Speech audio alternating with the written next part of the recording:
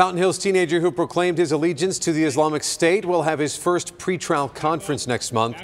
The body cam video you see here shows Ismail Jamed being shot during a confrontation with the Maricopa County Sheriff's Deputy Sergeant. Now, the MCSO just released their report after a lawsuit by ABC 15. Jamed had asked to meet with an officer after calling 911 to meet with that officer over his protest on behalf of ISIS. ABC 15 speaking with an expert about what investigators do next. And our own Jamie Warren shows us the critical role this will play when it comes to public safety.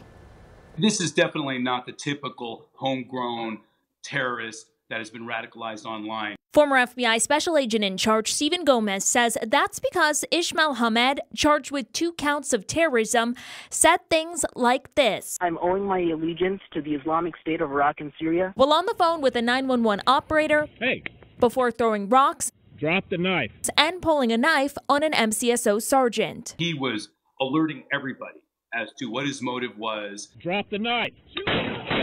Gomez is not connected to this case, but gave us some insight into what it could look like. Well, they're conducting a very fast and furious investigation. He says investigators will look at who else Jamed was associated with and his mentality prior to things getting violent. Is this something that has been brewing for many years, or did it just happen in the last month or two, and what led to it? Gomez says investigators will look at his ties both in and outside of the country. If he was in contact with people, internationally, whether in Syria or some other parts of the Middle East. He says finding that out is critical.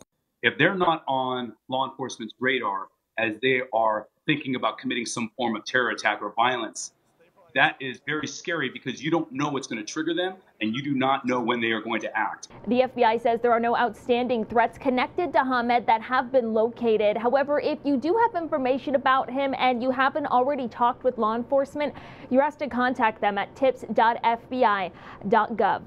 Jamie Warren, ABC 15, Arizona. And this week, ABC will be in court to ask for more information that was redacted from the Maricopa County Sheriff's Office's report.